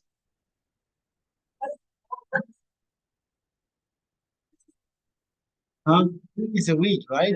Says somebody who is taking charas, right? Take it and it finishes, and then feels disappointed, right? You go back to charas. It's good or bad? It's bad, right? It's bad. Okay. So they say the pleasant dream. If you could remember yesterday, what we said is that a very pleasant dream, very bad dream versus waking up. So pleasant dream and unpleasant, very pleasant dream. You wish you want to go back, and very unpleasant dream. Although these two are starkly in contrast, but who have many things in common. Anyone who likes to share what are the common things between the pleasant dream and unpleasant dream? Presents. Other dreams? Anything else? Quick, quick. Okay, full stop. What's your name? Shweta. So Shweta put a full stop. Says that the reality is that however pleasant the dream is, one problem with the pleasant dream is that it is not under control. We don't have the freedom to choose the dream. How many agree with this results? Good. Likewise, the pleasant things that we can experience, we don't have the freedom to choose. We think that we have the freedom. If we have the freedom, we can do it every day, but it's not happening. So therefore, that however pleasant the dream is, one problem is that we don't have the freedom. Lack of freedom is misery. Misery is samsara. You're getting it? So this is a problem. So now the question is that what they say if the pleasant feeling that we get, if we are to say, oh no, it's samsara, right? So then the life is very boring. Who said it? Vivek? Vivek said that, with this, if there is no fun, then the life is, there's no fun, right? Anything pleasant you say is very loss of freedom, right? There's no fun. The thing is that in reality, say, if you get out of this lack of freedom, including the pleasant feelings. If you get out of this, you get what is known as a transcendental happiness. Getting it? This is known as the transcendental happiness. That happiness far excels. For example, say for a small child. For a small child, say the choco pie or chocolate, Amul chocolate is everything, or teddy bear is everything. And then when you grow older, you still have this teddy bear. You can buy teddy bear, but you'll not buy teddy bear. You'll buy something mobile, house, car, and so forth. So there you see that teddy bear is nothing. So likewise, when you get the experience of the greater purpose of life, then we see that you can see the contrast. The contrast and what we see as the pleasant feeling. These things, we see that they're actually like a bait to make us suffer more and more. Okay, next question. Yes, over there.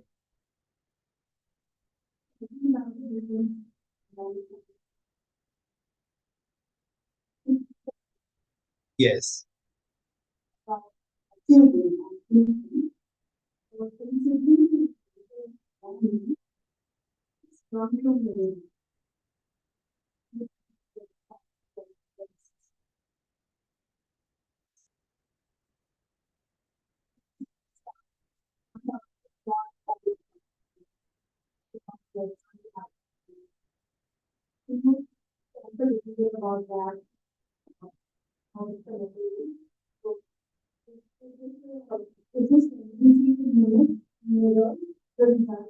Are you a teacher?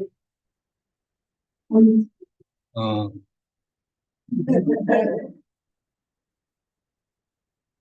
okay, this is good question. Say on the learning by mimicking, and the mimicking. Within that, we can again classify them into one is involuntary, and other one's voluntary. So, for example, say the movie stars, right? If Shah Rukh Khan was, say, what in the olden times, how many of you know AHA band, which means you are in your 40s? Are you? Okay, so what is AHA? What is the trademark of AHA? Anyone? Yes, what is the trademark? Meaning, they say the voice. Okay. In fact, it's nothing. It's like the say the dogs, what is that?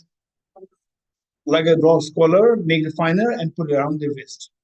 And all the boys would do this. Not bracelet, just the leather. Very small leather, like the dogs, they put it around to and then they become fashion. All right. This is a deliberate mimicking. It's not involuntary mimicking. Yawning is an involuntary mimicking.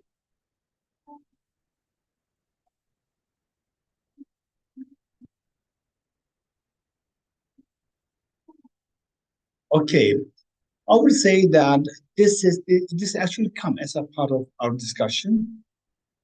This is known as, let's say, the habituation. In a way, the in a way, it is like we call it the tendencies. The tendencies that you build a tendency. You build a tendency, and this is same, but also relation with the brain and the brain and the mind. This is the one question. These two are mutually dependent. It's not that the mind is always after the brain or brain is always after the mind. No, these two are mutually dependent. We should be very realistic. Don't say, oh, we talk about river, so they should mind different brain, and mind is always what overpowers the brain. No, we should be very realistic. For example, if they damage your brain, finish, your mind is gone. This is reality. Say one part of the brain.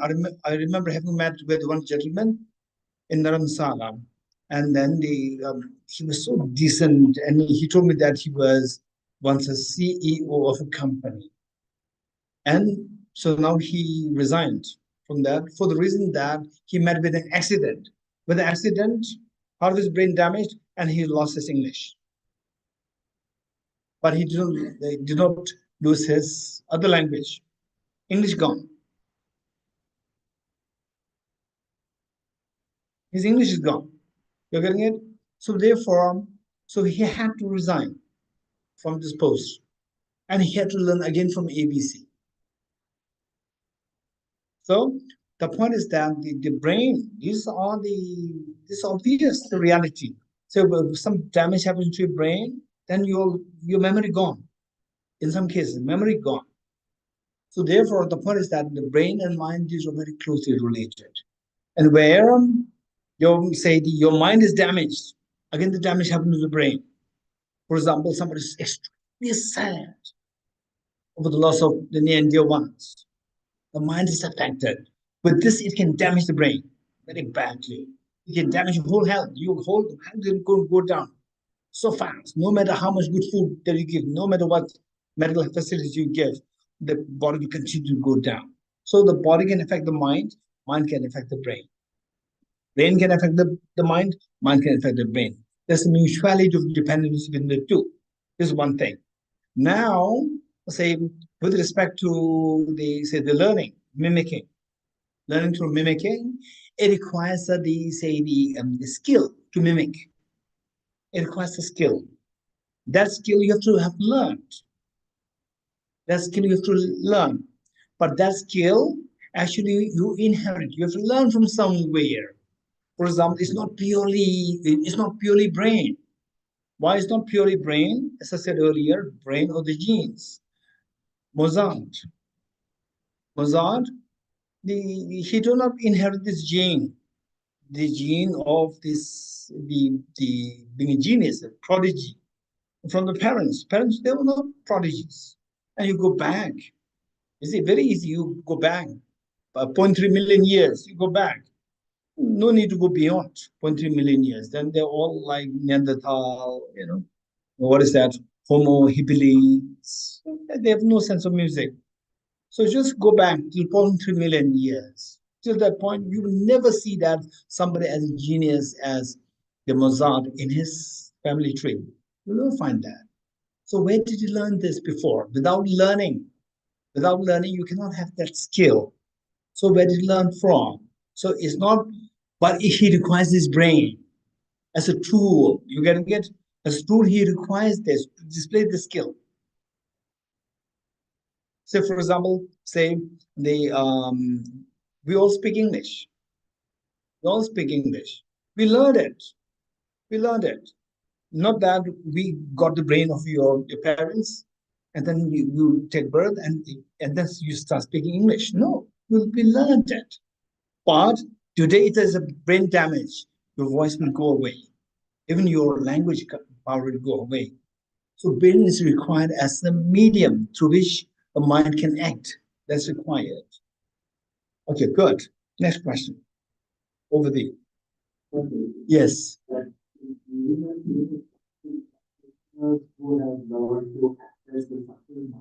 Yes.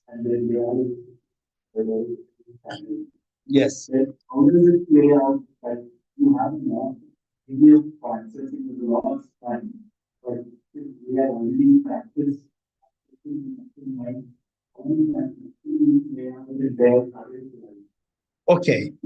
So if you identify person A, this is a realized being, then I am very skeptic person. I will not say, yes, he's a rishi. I will not say. You're getting it? But do I believe in somebody of what a Niraji, somebody of that stature of realization, where your brain may be damaged, but your mind, you have access to the subtle mind. Then they say this is not the right audience. But these things are there.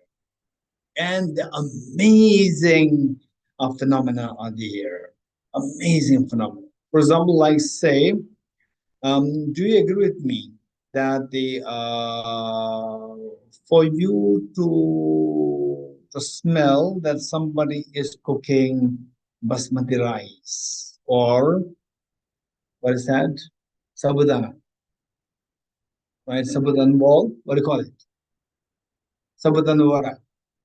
So say that in order for you to know that sitting here, it's suddenly you to know that somebody has brought sabudana water, right?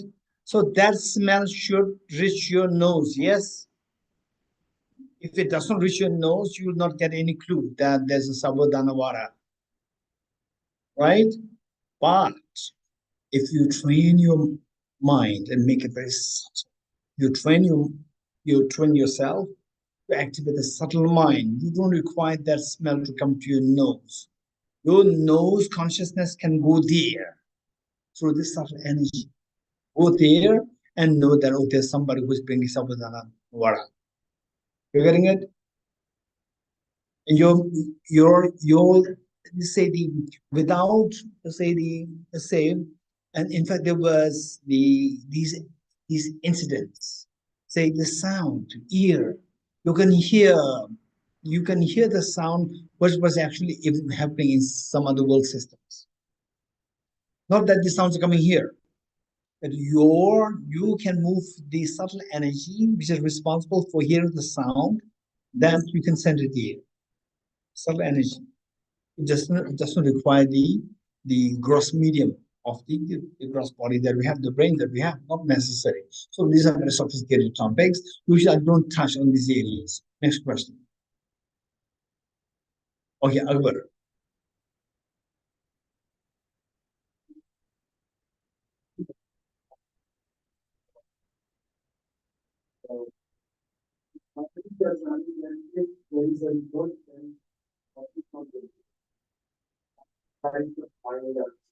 So, does that also implies that if we go to and the body or If the rebirth is there, then the body and mind, they are inseparable or separable. Inseparable meaning that, separable. Exactly. This is the point. Yes, you're right. The body and the mind, they can be separated. And okay, now I don't mind sharing these anecdotes. I'll share one anecdote. Separating the body and mind. It was 11th century AD. And this was very common feature, common scene, common feat amongst the different traditions. Like today we call it Hinduism. There are many great saints, Buddhism, Jainism. In those days, predominantly these three. Same in 11th century, many of such stories. But I didn't share this with people. So here I'll share this because you brought this up. How the body mind separation. That's a technique, but don't learn this. I think it's to separate the body and mind. So what happened was that, interestingly, okay, there are many of this. I'll share only one part. There was one great Indian saint, later to be known as Padma Sangye. And when he was coming from India to Tibet, he was believed to have an amazingly handsome body. And he was a great saint, Rishi. And he had that power to separate the body and mind. And he has an amazingly impressive body. And coming to Tibet, on the way, he saw, not yet in Tibet, because in Tibet we do not have an elephant. On the way, he saw a dead body of an elephant. And he had to move this, so he cannot lift it. So what he did was that he ejected his consciousness or the mind from his body and ejected his consciousness into the body of the elephant. Elephant got up. His body collapsed. Elephant got up. And then the elephant moved so that the body can be moved, discarded in some other place where people will not be disturbed anymore. So while he was going to discard this body of the elephant somewhere, another rishi, rishi are not always good. Another rishi, happened to come who has extremely ugly body. Came and saw this beautiful body.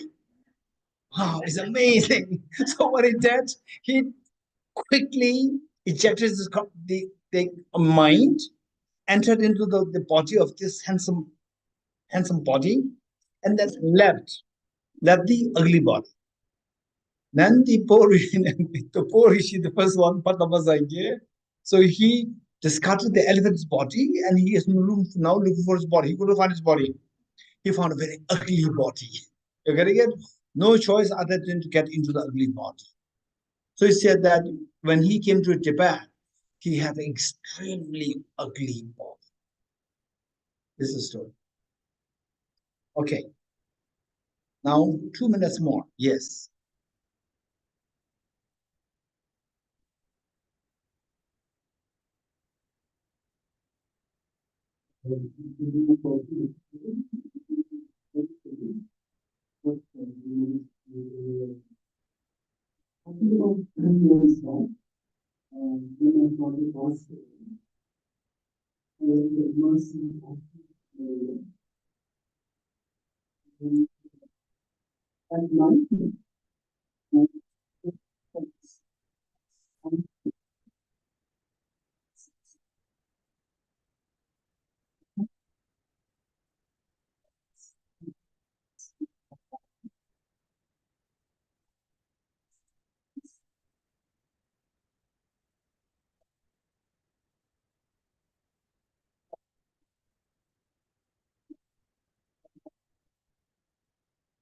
Okay. Let me first see if I got your question correctly. So you lost your dad 3 years ago, and then you went to discard the, the dad's ashes, and then that night you had this spinal issue for like 3 months. Disappeared. So is there any correlation with this? What happened there with the loss of your dad? Something of this? Okay. I'm more my personality is very different. The usually what I say is that not only you, people have different experiences. I truly, particularly if somebody shares these stories, personal experiences, I say my take is that, oh no, this is my thing. This is not my take. My take is that, okay, this happened to you. It's very precious. It's very precious. Don't forget this experience. And if possible, note it down because the memory is very clear at the moment. Note it down, the date, timing, the situation, because as time passes, even the memory fades away, the details will fade away. Note them down. And later on, when you go deeper into your, say, some practices, particularly with respect to the mind, seeing the mind more clearly, subtle, so then you can correlate because that's a personal experience. So what you said is just in few words, but experience, the details, if you were to explain it, it'll take minimum like, say, the 20, 30, 40 minutes to explain in detail. Even you cannot articulate the details. Actually, you have their experience. So what I would say is that it's a personal thing. They're very precious, but don't take it too seriously also as like, oh, it may be some omen from the father's side indicating something. Don't take it too seriously. Don't discard it also. So keep it there, remember, and they record it well, and then the later on see whether this experience has some relevance to the existence, to your well-being, to your the spiritual realizations, and so forth. So because when it comes to the parents and the children, the karmic connection is very strong, because of which the unusual experiences can come to being. These are very possible. So this is what I would say. Okay, maybe last question if you have over here, the mic.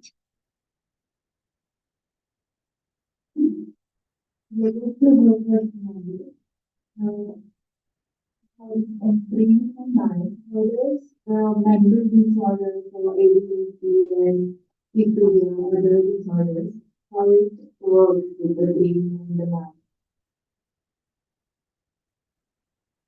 Um, the mental disorders, but in my case, some cases so I need to take it from outside. And through meditation or Buddhist things, it helps me by understanding clearly, then again I have to to the mind.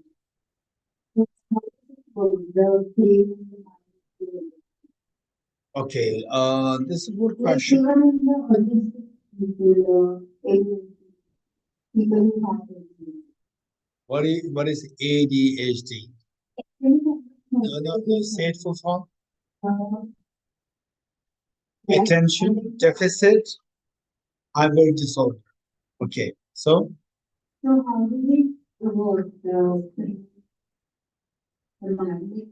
Uh, if brain doesn't release some chemicals or there is some disorder, but uh, okay, so it has many facets. The question that you're asking has many facets. So let's say the attention deficit, attention deficit, hyper disorder, active disorder. Say, if you make it short, attention deficit, meaning that you cannot be at one point focus for an extended period of time. Instantly, you lose track of the attention. So the from information that I'm getting from you is that brain releases some the hormone or some chemical which gives you, as long as it is released, you could maintain the attention. When that is missing, then the attention it goes away.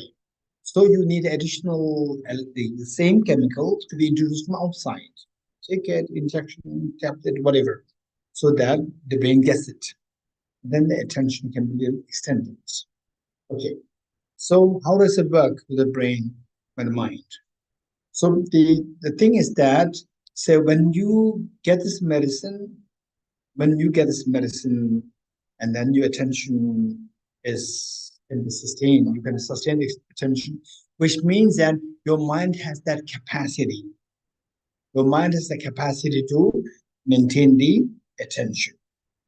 But the mind has to operate through the brain. And the brain is not just chunk of the gray matter. It has all these sophisticated axons, then the dendrites, and they can also pass through these, the neuron to the other. So the all the sophisticated things are there. So that part, when that is damaged or it is not adequately operating, then you require the assistance from external chemicals. But the mind has that capacity. If the mind does not have that capacity, even if the chemicals introduced, it doesn't work. For example, like say that the say that this laptop, amazing the features, but if you put it in front of a dog does not have the capacity to operate. Human beings, particularly the young people who are what is that tech savvy, for them this is amazing. It works magic. So this machine, but the machine, how much this machine can work, even if the machine is so good, but the person operating, if the person does not have the capacity, the machine is useless. Even if the brain has a tremendous capacity, but if your mind does not have the attention span, no matter how much chemical you introduce, it will not work. The fact the chemical is introduced and your mind attention span extends, which means that your mind has the capacity. Now, in this connection, what I'd like to share with you is that the same how to deal with many of these mental disorders related to the brain, how to deal with this. And of course, disclaimer meaning that I say something and I'm not saying that okay and then somebody can sue me, right? Okay, so disclaimer is not for any medical treatment, but the point is that sometimes how the mind works and how the brain works, mind has that tremendous capacity to heal the brain, but our environment can stop the mind from healing the brain. So the brain needs to be supported by the chemicals from outside. I'll give you one example. There was one boy when I was in my 20s. I was 19 or 20, and there was one boy who was like 14, 15, perhaps 16. And this boy was, we were both from the same school. And I joined the monastery. And this boy in school, he was considered as crazy, meaning mad. Because there's people label him crazy. And because he also thinks that he's crazy. And he is exempted from going to school. He doesn't go to school. So all the boys and girls at the school, in the classrooms, he's outside singing in the sunshine, going everywhere, roaming around. And later, 1 or 2 years, I first joined the monastery. And after 2 years, I learned that he's also joining the same monastery. And there were some other young monks who already joined 2 months in advance. Knowing that this boy is joining, I told, because that we are from the same school, and the monastery, they are monks from different places. So I told all the other monks meaning monks from the same school, not to disclose that this boy is crazy, mad, whatever, to the other monks. Don't disclose this. You have to treat him as a very normal boy. And because I was senior, so the other young monks, they would respect me and they would take my words very seriously. So the boy came, and I also asked the other young boys, to help him with his studies. And I was also helping. Then finally, what happened was that all the other monks, this is something odd with this boy. This is something odd, which means that they're on the verge to label him as a crazy. But no one from the same schoolmates, nobody saying that he's crazy. So they said, okay, he may be all right. But otherwise, in these days, his schoolmates, they should be calling him as crazy. They should be telling us that he's crazy. But nobody's saying that. You're getting it? So he was being treated as very normal, and I treated him as a very normal boy. Saying the others, so firstly, they check on me and how I did. They was checking on me how I treat this boy. It's very normal. I scold him, you know, I scold him, and then I bring closer to him, give some, the chocolates. I teach hell. So though she is treating him as very normal, not as a crazy boy.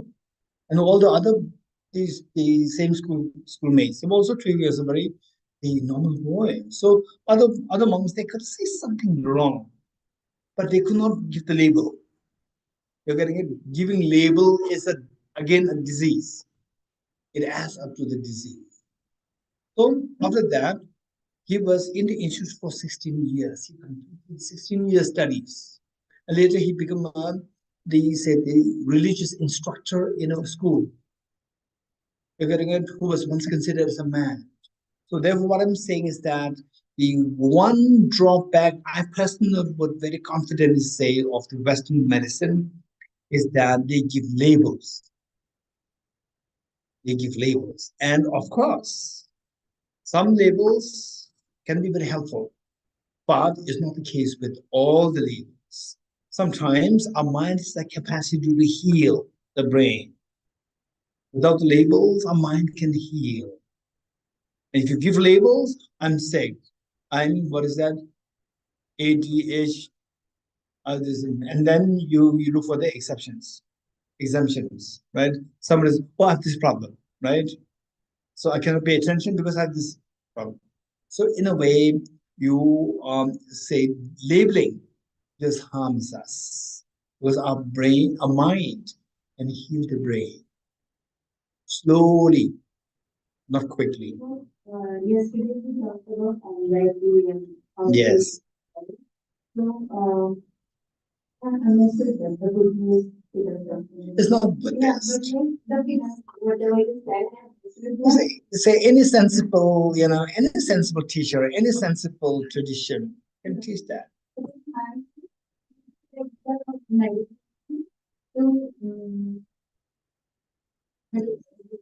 to decrease the anxiety or the heart rate.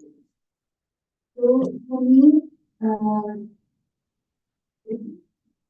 contradicting that architecture, that I know the traditional marketing and the and I would say that they will say balance is required, where these problems are quite at severe extent, then you have to depend on medicines. Don't say that, oh, it can be healed by the meditation. Meditation, it can damage completely. Take the medicines. Meanwhile, also work through meditation. But meditation doesn't mean sitting like this. It has the meditation to bring about cognitive transformation. The meditation to bring about stability, concentration. Meditation to bring about expansion of your heart. That meditations, right? For example, say, I have a problem. Take medicine, right? Take medicine. What medicine? Paracetamol. I have a heart problem. Paracetamol. I have um, I have a what? What problem? What is the insomnia problem? Pick paracetamol. This is where we are going wrong. We are too naive. Medicines, there are thousands of different kinds of medicines. One work with something, one can harm something. So you need to get the right medicine, right doctor, and the right advice, right meditation, not just any meditation. Good. Okay. So we'll end with the. Okay, we'll end with the any announcement. Okay. So then we'll end with the prayer and dedication. Yes.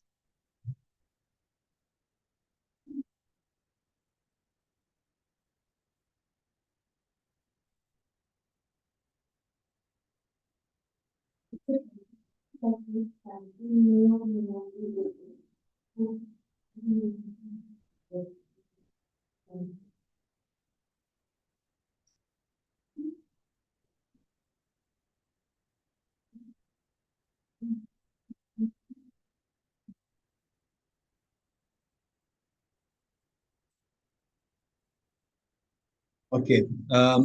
Let us do the end dedication. Let's pray that the all the complications, complexities such as wars and the violence everywhere, including domestic violence, they all subside by the power of our learning about the psychology. And let's pray that all the great enlightened masters to create about well-being in the world, like His Holiness the Dalai Lama, may they live long, and that the wishes be fulfilled spontaneously. And let us pray, also pray that the people who learn these wisdom, ancient wisdom, that the number of the people learning these should grow, and that they spread these information to as many beings as possible, particularly in the minds of the young people, so that the world is going to be a better world, a world of greater harmony, peace, and inclusivity. With this mind, let's recite the first the Harsuda mantra followed by the Buddha Shaka mantra. Eyata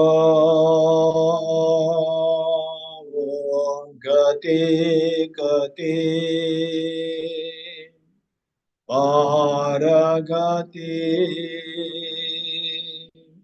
Parasangate Bodhisvatyata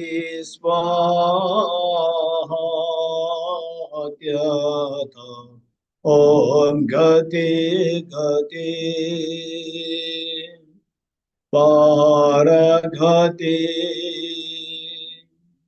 Parasangate Bodhisvatyata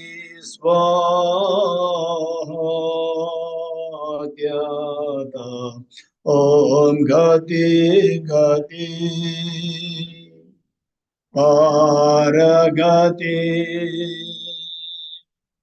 Parasamgati Bodhisvatyata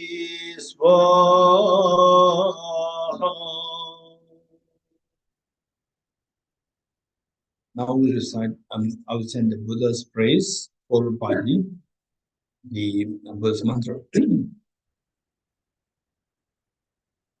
Age tuje shaye rizo to shinge mito ege bonjo ba 세계는 보다 보제베고 샤예게보 엘라 자제노 오모니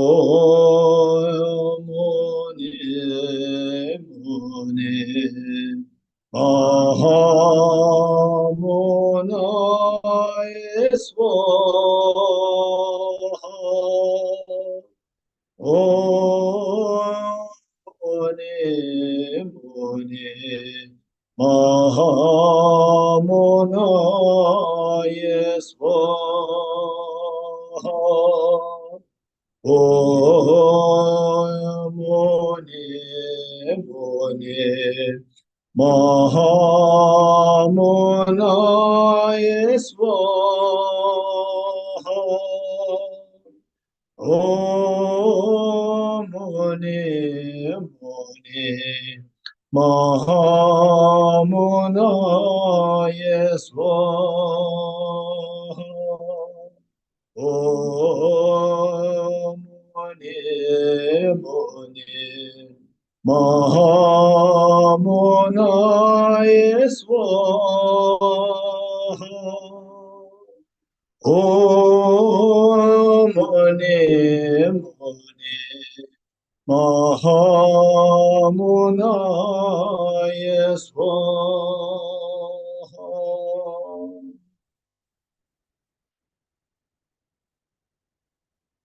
Okay, thank you. All the participants offline, online, all the organizers,